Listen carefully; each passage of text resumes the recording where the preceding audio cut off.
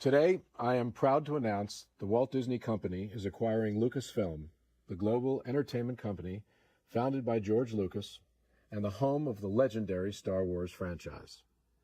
In addition to getting the rights to one of the greatest family franchises and epic stories of all time, Disney is also acquiring all of Lucasfilm's operating businesses, including Industrial Light and Magic and Skywalker Sound. George Lucas is a true visionary and an innovative epic storyteller who has defined modern filmmaking with unforgettable characters and amazing stories. The Star Wars universe now has more than 17,000 characters inhabiting several thousand planets and spanning 20,000 years. And this gives Disney infinite inspiration and opportunities to continue the epic Star Wars saga. Fans can expect a new feature film, Star Wars Episode 7, in theaters worldwide in 2015. And there will be more feature films, as well as consumer products, television projects, games, and theme park attractions. We're thrilled that George has entrusted the future of his extraordinary legacy to the Walt Disney Company and recognize what an honor it is. We truly understand the responsibility that comes with being the caretakers of such iconic characters that are beloved by hundreds of millions all over the world.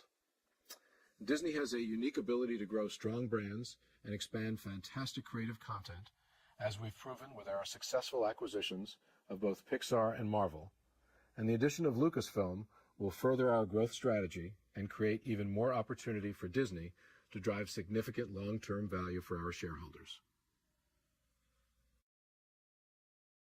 I've been a big fan of Disney all my life, from when I was born.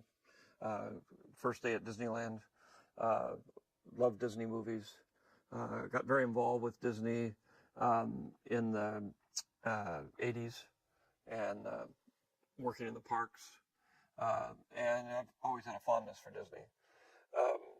At the same time, as I've gone through my career, I realized at some point I needed to retire, and I wanted to go on and do other things, things in philanthropy and doing more experimental kind of films, but I couldn't really drag my company into that, and I felt it was time for me to start thinking about retiring, and I've been doing that for the last 4 years, and one of the most important shifts that I have is I found Kathy Kennedy, who I'd been working with for 40 years, and asked her if she wanted to come and be a co-chairman with me and get ready to take over the company and take over the franchise and do everything. And once that piece was in place, I knew then I could step away and actually retire. The final block in that was to find a good, solid home for the company.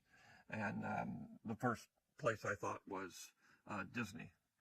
They're large enough, and the match of what our two companies are is just perfect, because we're like a mini Disney. We have the same kind of operations, we do the same kind of thing, and I've worked with Disney over the years, and I know how they operate. So it was a perfect match of two companies that are constructed similarly, do the same kind of product, and I think it'll give me a chance to go off and explore my own interests, at the same time feel completely confident that Disney will take good care of the franchise I've built.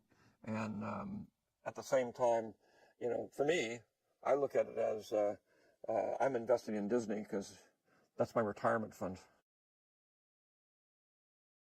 The future Star Wars films, Kathy and I have been working on future Star Wars films, and the main reason I brought Kathy on is, rather than quit, I wanted to have it move forward, but I needed somebody I trusted who could take that franchise and make it work the way I intended it to.